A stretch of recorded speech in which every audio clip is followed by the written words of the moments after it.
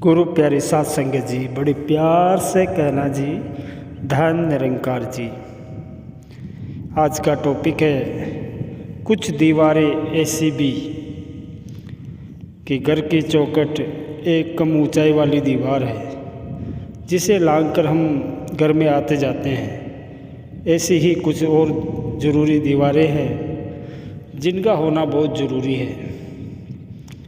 दीवार रहित संसार एक ऐसा संसार है जहाँ नफरत, वैर, विरोध, अहंकार की ऐसी दीवारें बिल्कुल नहीं होती है, जो केवल बांटती है, जोड़ती नहीं।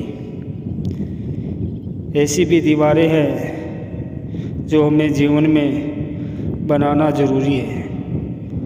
जिस प्रकार घर की एक दीवार इतनी छोटी होती है कि आप उसे लांघकर घर के अंदर या बाहर आ जा सकते हैं, उसे हम चौखट या दहलीज कहते हैं। सत्संगत जी, दिखने में भले ही ये छोटी दिखती हो, मगर है तो दीवार ही जो सहायक होती है कि हम चार दीवारी में बंधे न रहे। सुविधा देती है कि ज़रूरत पड़ने पर या इच्छा होने पर हम बाहर आ जा सके। ऐसी दीवारों का होना न केवल मकान के लिए बल्कि जीवन जीने के लिए भी बहुत ज़रूरी है। व्यक्तिगत स्थान की दीवार, मान लीजिए कि हम किसी को बहुत पसंद करते हैं, उसे अपना सगा मित्र, दोस्त मानते हैं। वह व्यक्ति इस बात की परवाह न करते हुए जाने अनजाने में ऐसा कुछ व्यवहार करता है जिससे हमारे दिल को ठेस पहुंचती है।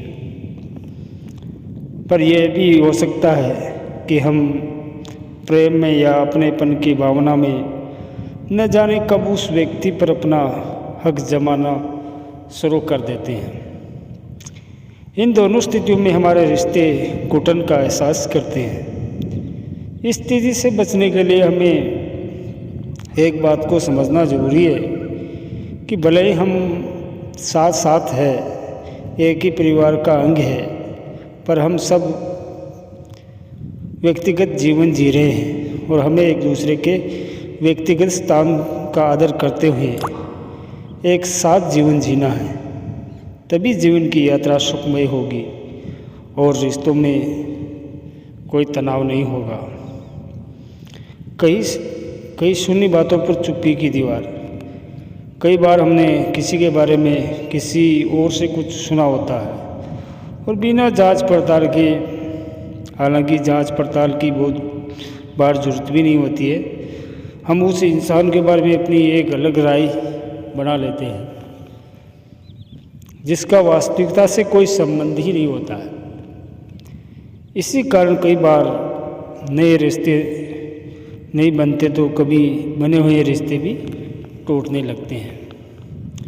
कहते हैं कि निंदा एक मीठा जहर होता है।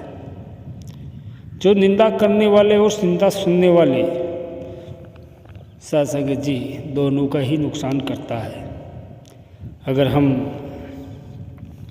गहराई से सोचे तो पता चलेगा कि जो निंदा हम सुनते हैं, जिस पर हम विश्वास करने लगते हैं, दरअसल वह हमारे व्यक्तिगत का एक पहलू है जिसे हम ऊपर से ऊपर स्वीकार नहीं करते, लेकिन सत्संग जी, वह हमारे जीवन की गहराई में समाया हुआ है।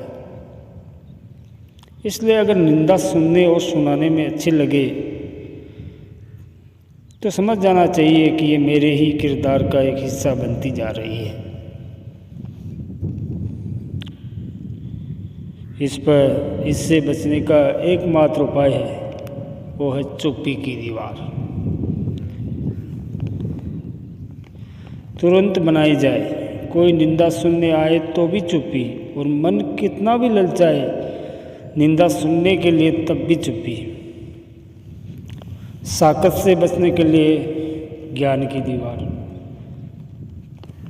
भक्ति मार्ग पर कभी कभी हमारा मुलाकात ऐसे सज्जनों से होती है जो ऊपर से तो ज्ञानी और सुलझे हुए महात्मा प्रतीत होते हैं, पर जब उनका संग किया जाए तो पता ही नहीं चलता कि हम कब अपनी ही भक्ति और आनंद के मार्ग से भटक गए। इसलिए तो कहा भी है कि ज्ञानी हो सो चेतन होए। हमें व्यवहार में चेतना रखना बेहद जरूरी है। सत्संग जी की माना कि सबसे प्यार और अपनत्व का भाव रखना है, पर सत्संग जी जुड़ना तो केवल सतगुरु निरंकार से ही है। हमने दूसरों की प्रशंसा जरूर करनी है, पर प्रशंसा में खुद बहना नहीं है और व्यक्ति पूजक नहीं बनना है जो हमें सत्संग से और गुरु से दूर करे और फिजूल के कामों की ओर खींचे। उसे ही साकत कहा है। इनसे दूरी बनाने के लिए ज्ञान की दीवार बनानी है जो साकत के प्रभाव से हमारी रक्षा करे। और बाबा अवतार सिंह जी महाराज ने संपूर्ण अवतारवाणी में कहा है कि पकिया दे नाल मिल के बैठो, कचिया दे बिच मेलो ना, लोके लख बुल के पावन, अपनी था तो हिलो ना। कि आओ दीवार रहित संसार बनाते हुए कुछ दीवारें ऐसी भी रखे जो भक्ति और आनंद का जीवन जीने में सहायक हो। कि भौगोलिक दृष्टि से देखा जाए तो संसार दीवार रहित है, परंतु सत्संग जी मानव ने जहाँ देशों की सीमाएं बनाई हैं वहाँ विभाजनकारी दीवारें भी बना दी हैं। जाति, धर्म, भाषा, रंग, नस्ल आदि के भेदभाव ने इन दीवारों को और मजबूत कर दिया है। धरती पर जब जब भी परमात्मा मानव रूप में अवतरित हुआ, चाहे वो किसी युग में, किसी रूप में या किसी स्थान पर आए हो, उन्होंने सदा प्रेम, सौहार्द, उदारता, शांति का ही संदेश दिया है। नफरत की दीवारों को ही समाप्त किया है। कि शरीर को स्वस्थ रखने के लिए हम पौष्टिक आहार तो लेते ही हैं और साथ में संतुलित दिनचर्या के अनुसार रहते हैं, जिससे हमारी नाड़ियों में प्रवाहित होने वाला रक्त लगातार बिना किसी रुकावट के बहता है। अगर किसी एक नाड़ी में थक्के के रूप में रक्त की दीवार बन जाए तो सारे संसार के अंग समस्याग्रस्त हो जाते हैं। फिर वह रोग मुक्त तभी होता है जब डॉक्टर उसका इलाज करते हैं, रक्त के थक्के वाली वह दीवार हटा देते हैं। इससे शरीर तुरंत स्वस्थ हो जाता है। और श्री भगवद गीता में श्री कृष्ण जी ने कहा है कि यो माम पश्यन्ति सर्वत्र सर्वच मय पश्यन्ति तस्याम न प्रणश्यामि स च मय प्रणश्यन्ति। कि जो मुझे सर्वत्र और प्रत्येक वस्तु में देखता है, मैं उसके लिए कभी अदृश्य नहीं होता हूँ, वो मेरे लिए अदृश्य नहीं होता है।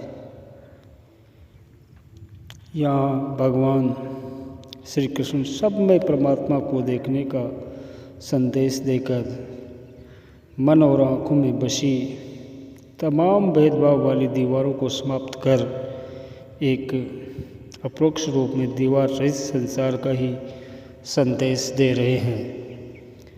दीवार रहित संसार तभी संभव है जब हम हर एक में परमात्मा को देख पाए। जब कभी दीवार की बात होगी, निश्चय ही उसमें विभेद होगा। तो आओ सत्संग जी दीवार रहित संसार बनाते हुए कुछ दीवारें ऐसी भी रखें जो भक्ति और आनंद का जीवन जीने में सहायक हो।